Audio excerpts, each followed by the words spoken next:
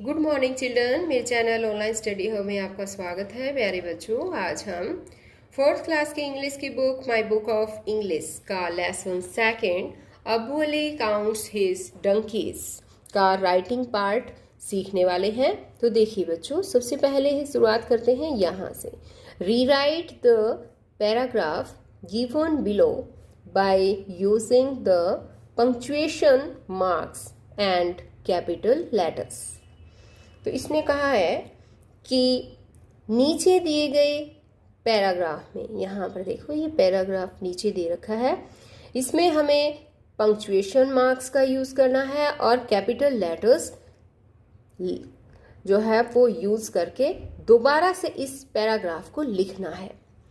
तो यहाँ पर देखिए, start each sentence with a capital letter and end it with a full stop.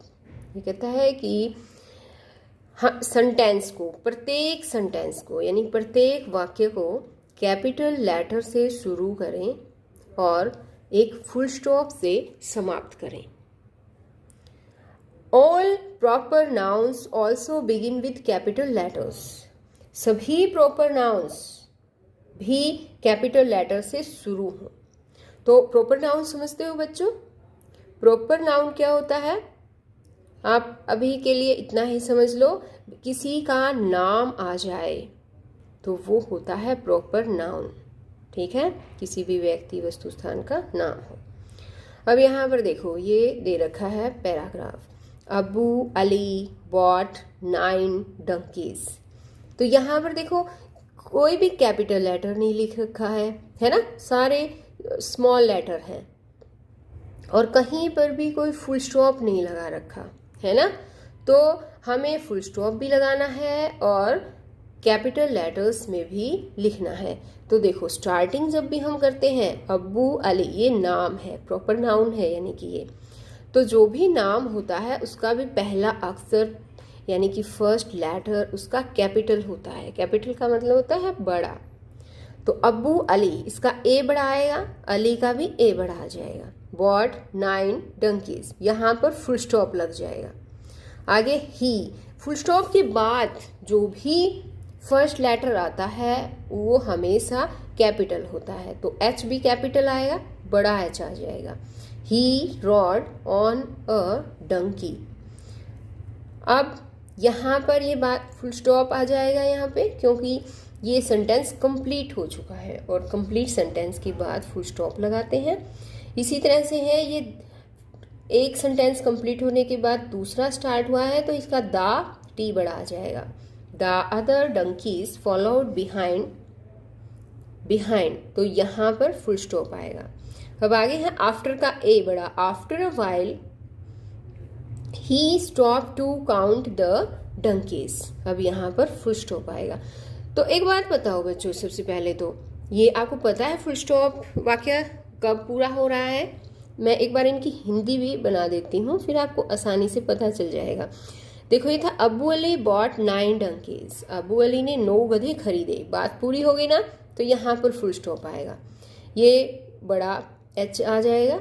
He rod on ए डंकी, वह डंकी पर, उसने डंकी की सवारी की यानी कि उस पर चढ़ा। फिर यहाँ पर ये वाक्य कंप्लीट हो गया, फुल स्टॉप आएगा। ये यहाँ से दूसरा वाक्य शुरू हो गया है, the other donkeys followed behind, दूसरे डंकी उसके पीछे चलने लगे। अब ये यहाँ फुल स्टॉप आना चाहिए। अब आगे है आफ्टर अ व्हाइल, कुछ देर के बाद, ही स्टॉप्ड, वह रुक गया, टू काउंट द डंकीज को काउंट करने के लिए वह रुका।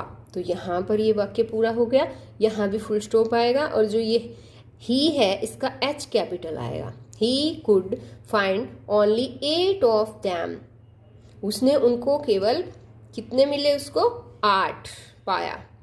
फिर यहाँ पर ये फुल स्टॉप आ जाएगा और इसका एच पड़ा आएगा। His friend Musa helped him to find the missing donkey. अब यहाँ पर ये वाक्य पूरा हो चुका है कि उसके मित्र मूसा ने मिसिंग डंकी को, गुम हुए गधे को ढूंढने में उसकी हेल्प की। तो यहाँ पर आएगा फुल स्टॉप और अब्बू का ए बड़ा आएगा अब्बू वॉज सीटिंग ऑन इट, अब्बू उस पर बैठा हुआ था। और लास्ट में फिर यहाँ पर फुल स्टॉप आ जाएगा। तो अब यहाँ पर देखो, ये देखो, इस तरह से हमें लिखना है। ये मैंने आपको लिख के दिखा दिया है। अब्बू Ali bought 9 donkeys. He rode on a donkey. The other donkeys followed behind. After a while, he stopped to count the donkeys. He could find only 8 of them. His friend Musa helped him to find the missing donkey. Abu was sitting on it. तो ये हो गया। इसी तरह से हमें ये paragraph करना था। अब सेकंड देखिए यहाँ पर, write the numbers in words, 1 has been done for you. इसने कहा है कि वर्ड्स में इन नंबर्स को लिखो। यहाँ पर देखो कुछ नंबर्स दे रखे हैं, इनको हमें वर्ड्स में लिखने हैं। ये और एक करके दिखा रखा है। यहाँ पर देखो ये वाला करके दिखाया इसने 107, 107 इस तरह से स्पेलिंग लिखनी है इनकी। ये है 51, ये लिख दिया। 63 ये ऐसे लिखना है। ये कितना है बताओ? 69, ये देखो 69। ये है 84, ये देखो, ठीक है 84। 95 ये लिख दिया यहाँ पे। ये है 99, 107, 109, 129 ये देखो 129, 160, 160। इसी तरह से ये वाली रो भी आपको इसी तरह से लिखनी है। ये कितना है? 166 यहाँ पर आपको लिखना है। ये बताओ कितना है? 172। और ये बताओ 177। ये वाला बताओ 179। और ये 189। ये वाला बताओ, इसको कैसे बोलेंगे? 192। और इसको बताओ 175। इसको भी पढ़ के बताओ मुझे, क्या कहेंगे इसको? 198। और ये वाला 169। और ये वाला बताओ बच्चों 153। तो इस तरह से आपको ये जो है यहाँ पर सभी वर्ड्स लिखने हैं, यानी कि इनको हम नंबर नेम भी बोलते हैं, नंबर वर्ड्स भी बोलते हैं, ठीक है। तो यहाँ आपको नंबर नेम लिखने हैं। अब यहाँ पर देखो बच्चों, look at the picture and complete the story given below with the sentences given in the box. तो इसने क्या कहा है बताओ? बताओ शाबाश। ये कहता है कि पिक्चर की तरफ देखो, नीचे पिक्चर दी गई है उसे देखो, और ये बॉक्स दिया गया है उसमें वाक्य दे रखे हैं, सेंटेंसेस दे रखे हैं, उन्हें जो है लिखकर और स्टोरी को कंप्लीट करो। अब देखो कौन कौन से सेंटेंसेस हैं। पहले तो ये वाले समझ लो। He thought that he could eat some grapes. उसने सोचा कि वह कुछ अंगूर खा सकता है। ही वॉज एंग्री, वह नाराज हो गया, यानी कि नाराज या गुस्सा। ही वॉज एंग्री, वह गुस्से में हो गया। But again he could not reach it, लेकिन दोबारा वह उस तक नहीं पहुंच सका। और एक सेंटेंस दे रखा है he jumped to pick a bunch, वह एक गुच्छे को पकड़ने के लिए कूदा। आगे है one day he felt hungry, एक दिन उसे भूख महसूस हुई, यानी भूख लगी। तो अब एक बार मैं आपको ये पिक्चर नहीं दिखा रही, वैसे ही बताओ बच्चों, इस तरह के वाक्यों से कौन सी कहानी याद आ रही है आपको? बताओ शाबाश, नाम बताओ। कहानी का नाम है द क्लेवर फॉक्स, यानी कि चतुर लोमड़, है ना। अब ये चित्र देखो ध्यान से, ये देखो, ये है लोमड़ और ये इसको ग्रेप्स दिख रहे हैं ना। तो अब यहाँ नीचे देखो, यहाँ नीचे जो है ये दे रखे हैं, इनको हमें कंप्लीट करना है। और बॉक्स में जो अभी मैंने पढ़े थे वो सेंटेंसेस यहाँ लिखकर कंप्लीट करना है। देखिए मैं समझा देती हूँ, मैंने यहाँ ऑलरेडी लिख रखे हैं। A fox lived near a grape farm.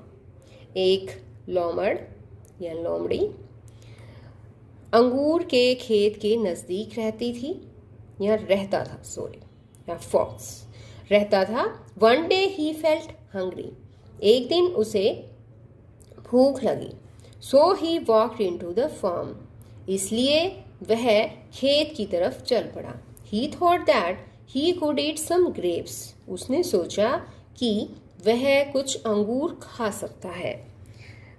He saw bunches of grapes hanging from the grapevines. grapevines होता है अंगूरों की बेल। उसने अंगूरों की बेल से लटकते हुए अंगूरों के गुच्छे देखे। He jumped to pick a bunch. वह एक गुच्छे को पकड़ने के लिए कूदा। But he could not reach it. लेकिन वह उस तक नहीं पहुंच सका।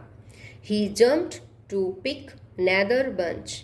वह दूसरे बंच को पकड़ने के लिए कूदा। But again he could not reach it. लेकिन दोबारा वह उस तक नहीं पहुंच सका। He tried again and again. उसने बार बार कोशिश की। But the grapes were very high.